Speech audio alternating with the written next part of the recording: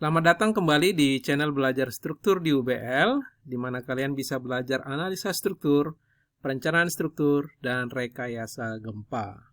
Di video ini kita akan membahas tentang rekayasa gempa, topik mengenai strategi menggunakan seismic isolation untuk menahan beban gempa yang terjadi pada struktur.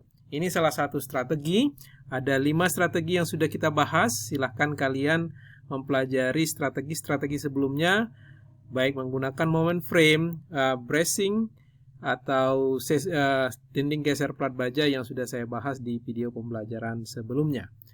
Nah, kita sekarang masuk kepada topik seismic isolation. Prinsip dasarnya seismic isolation itu, seperti sudah saya perkenalkan di video sebelumnya, adalah kita itu dengan membuat dia secara lateral sangat lunak, kita melakukan period shifting.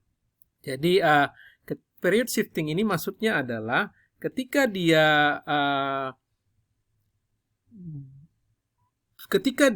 seperti bangunan yang konvensional, itu periodenya biasanya cukup kecil, ya. Dia cukup kaku karena dia terhubung secara rigid ke bagian pondasinya. Jadi kita menggunakan isolasi adalah kita melakukan period shifting, memperbesar periodenya.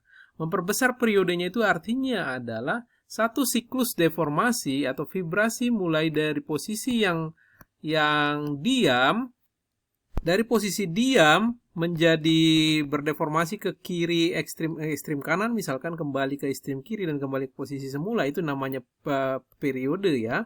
Periodenya ini kalau kita buat dia lunak, artinya dia butuh waktu yang lebih panjang berdeformasi satu siklus vibrasi.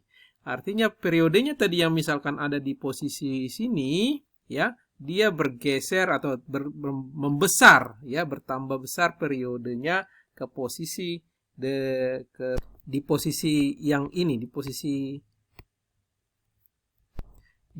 ini. Efeknya apa?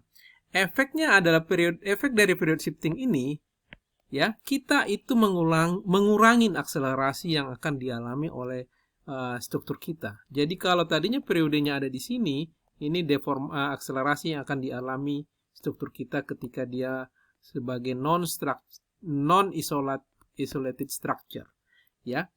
Ketika dia shifting, dia periodenya di sini, nanti akselerasinya akan lebih jauh berkurang. Ini isolated structure, jauh berkurang yang dialami oleh struktur kita. Apakah ini sesuatu yang positif, khususnya untuk non-structural component? Jadi non-structural component itu sangat sensitif kepada akselerasi, ya. Di video pembelajaran sebelumnya saya sudah memperlihatkan bagaimana non-structural component itu berperilaku di non-isolated structure dengan isolated structure. Itu sangat jauh efeknya berbeda. Jadi akselerasi itu drop dari posisi ini ke posisi ini itu akan sangat baik sekali pada non-structural component, ya. Namun satu hal yang perlu diperhatikan ketika kita menggunakan seismic isolation adalah deformasinya, ya. Jadi selain acceleration spectrum yang sudah kita pelajari, ini acceleration spectrum, ya.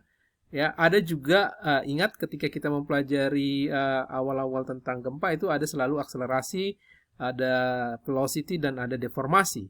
Nah, kebalikannya ini coba diringkaskan bentuk displacement response spectra, ya. Bentuknya itu tidak serapi ini biasanya, tapi kecenderungannya displacement itu semakin besar periode bangunannya, itu displacement-nya itu membesar. Itu kecenderungan dari displacement spectrum, ya. Jadi memahaminya begini.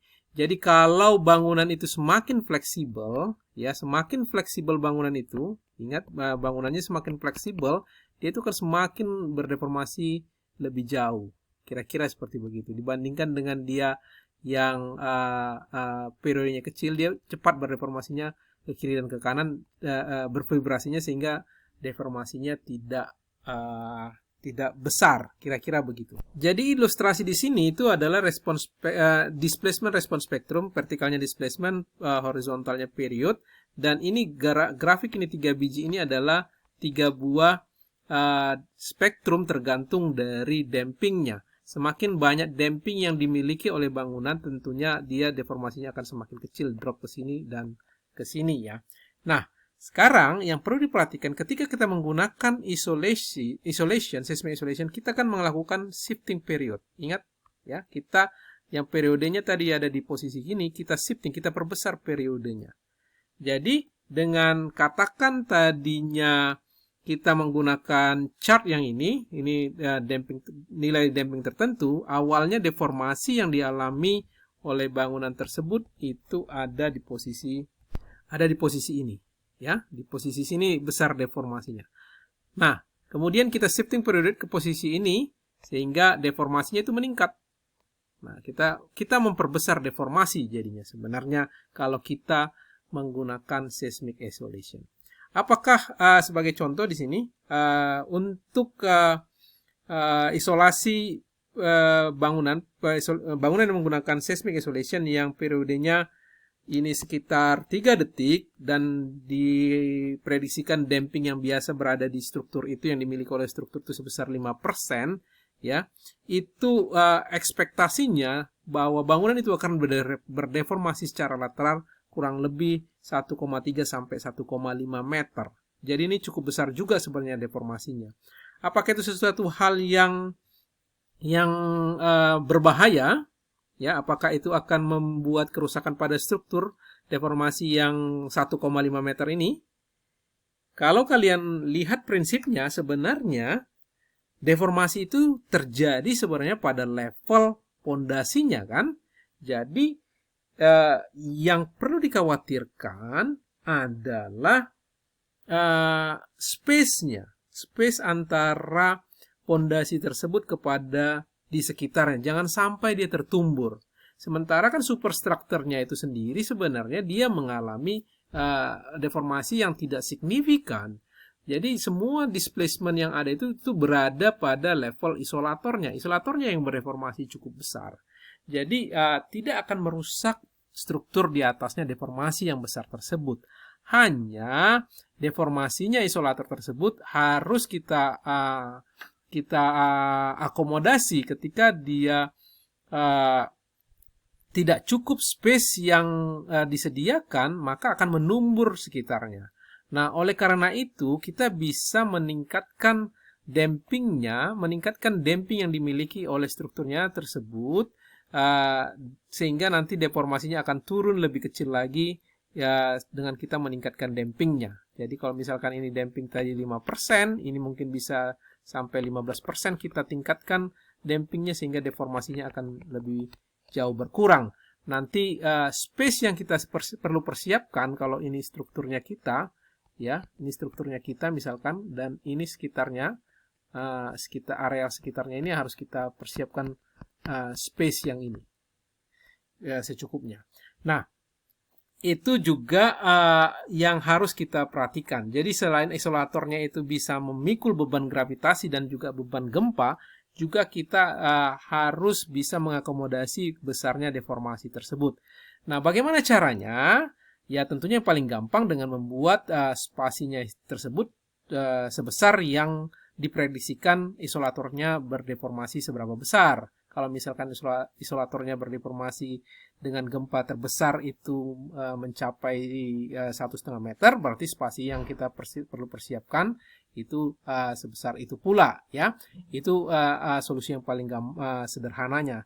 Tapi kadang-kadang kalau terlalu besar juga itu bisa saja tidak bisa tersedia sebesar itu. Nah, oleh karena itu kita bisa menambahkan viscous damping, damper di sekitar isolasi kita tersebut supaya mengurangi deformasi lateral di bangunan kita, dan sekaligus sebenarnya viscous damping ini itu seperti shock absorber yang ada di kendaraan, di motor atau di mobil yang bisa mengurangi deformasinya ya, supaya tidak space yang dibutuhkan tidak terlalu besar. Jadi contohnya ini adalah isolatornya ya, ini isolatornya yang dipasangin, ini kolomnya ini ya, dan ada balok-balok tentunya di sana yang menyatukan satu kolom dengan kolom yang lain, dan ini posisi pinggir bangunan ini adalah sekitarnya. Jadi ini ada space yang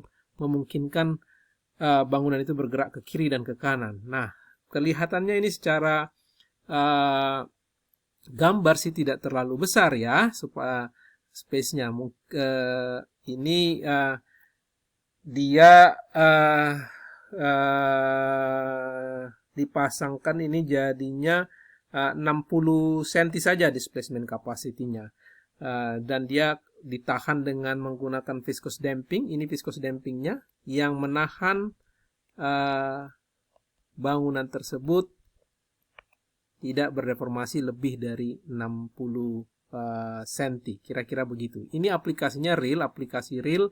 Ini di sebuah rumah sakit di California yang ini juga rumah sakitnya di retrofit setelah banyak mengalami kerusakan akibat gempa menggunakan 400 damping yang total di seluruh bangunannya ini.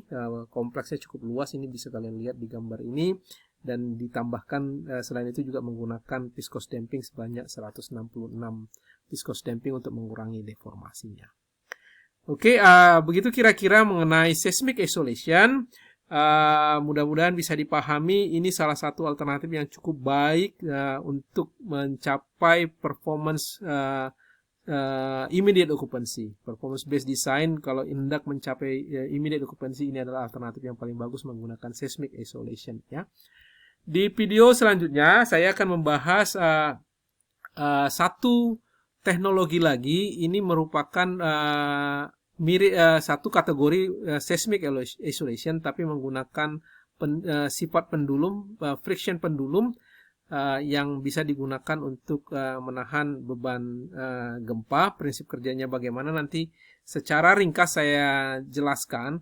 Itu kalau kalian bayangkan ice skating yang bayangkan struktur kita itu adalah manusianya, dia menggunakan ice skating dan bangunan itu bergerak di ringnya ini, di sekitaran ringnya ini, dan sepatunya adalah ini, dia licin ya, jadi dia berdeformasi di sekitaran ringnya tersebut. Karena bentuk ringnya ini adalah konkav seperti begini, ketika bangunan itu didorong maka dia akan mengitari ringnya, dan ketika gempanya sudah berakhir tidak ada lagi gaya dorongnya, dengan otomatis dia akan kembali ke posisi di tengah segini seperti itu.